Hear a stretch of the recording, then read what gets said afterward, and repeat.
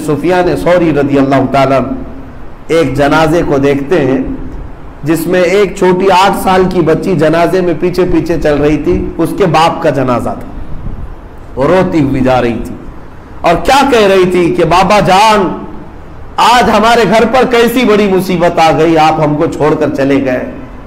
हमारे घर पर आज बहुत बड़ी मुसीबत आई है, हम तन्हा हो गए और आप हमेशा के लिए रुखसत हो रहे हैं। वो बच्ची पीछे चीख मार कर रो रही थी। हजरत सुफियान सौरी ने उस बच्ची के सर पर हाथ रखा और कहा, बेटा तुम्हारे घर पर बड़ी मुसीबत नहीं आई, सबसे बड़ी मुसीबत जो इससे बड़ी हो नहीं सकती वो तुम्हारे बाप पर आई, वो मौत है। मौत से बढ़कर कोई आजमाइश नहीं है। जो तुम्हारे बाप पर आई है वो तुम्हारे घर पर थोड़ी ना आई है। एक बार तो वो जुदा हुआ है, कल से फिर तुम खाने पीने पे लग जाओगे, तुम्हारे मामूलात वैसे ही चलेंगे। लेकिन तुम्हारे बाप के मुतालिक सोचा कि उसकी आज तो पूरी दुनिया बदल चुकी है। जो आजमाइश आज तुम्हारे बाप पर आई है वो अभी किसी पर नहीं आई, तुम पर।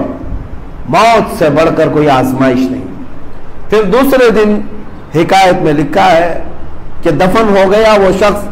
दूसरे दिन कब्रिस्तान में हजरत सुफियान सौरी गए हुए थे, तो यही 8 साल की बच्ची अपने बाप के कब्र के पास बैठी रो रही थी।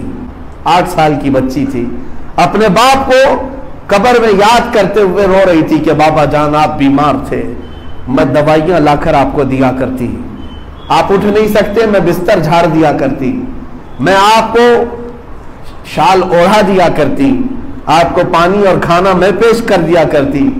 कल की पहली रात आपने कब्र में गुजारी, मेरे बिना आपने रात गुजारी है। आपको दवाई किसने दी, आपको खाना पानी किसने पेश किया, आपका बिस्तर कौन झाड़ा, आपकी शाल कौन उड़ाया। ये बच्ची नन्ही सी अपने बाप की कब्र के पास बैठकर गिरिया वजारी कर रही थी। पीछे हजरत सुफियान सौरी खड़े थे। हाय, और उस बच्ची को उठाया और कहा, बेटा अब अपने बाप से वो बातें मत पूछ जो कुछ तू दुनिया में करती थी, ये मत पूछ, बल्कि अपने बाप से ये पूछ कि बाबा जान जो हमने कफन पहना के भेजा था, फरिश्तों ने उसको बाकी रखा है या छीन कर नंगा कर दिया है। ये पूछ अपने बाप से कि हमने तो तुम्हें सजा सवार करके भेजा था, बाबा जान तुम्हारा चेहरा कल जैसा था वैसी ही है या फूल कर फट चुका है।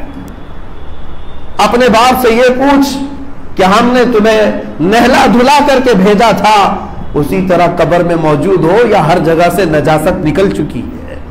यह हालात है। हजरत सुफियान सौरी ये कहते कहते रो पड़े, इतना रोए कि उनकी दाढ़ी भीग गई और कहा, मौला इससे बड़ी आजमाइश कुछ नहीं है। इसीलिए हजरत उस्मान गनी रज़ी अल्लाह ताला अन्हु का हाल ये था कि मुसल्ला बिछाते और अगर कब्रों का कोई जिक्र करता तो इतना रोते थे कि उनका मुसल्ला भीग जाता। उनका गुलाम मुसल्ला निचोड़ करके सुखाया करता था। हजरत उस्मान गनी से पूछा गया, आप सिर्फ कब्रों के जिक्र पर इतना क्यों रो पड़ते हैं? हजरत उस्मान गनी कहते, तुम नहीं जानते, ये वो मंजिल है कि यहां से अगर निकल गया तो सारी मंजिलें आसान है, सारी मंजिलें आसान है, और अगर यहां फंस गया तो हर मंजिल इसके लिए मुश्किल से मुश्किल हो जाएगी। मेरे अजीजों, जाना तो वहीं पर है, उन्हीं कब्रों में। इसीलिए मौला ताला ने जो फरमाया, हत्ता ज़ुरतुमुल मक़ाबिर, जाया करो, कब्रों को देख आया करो, कब्रों को देख आया करो।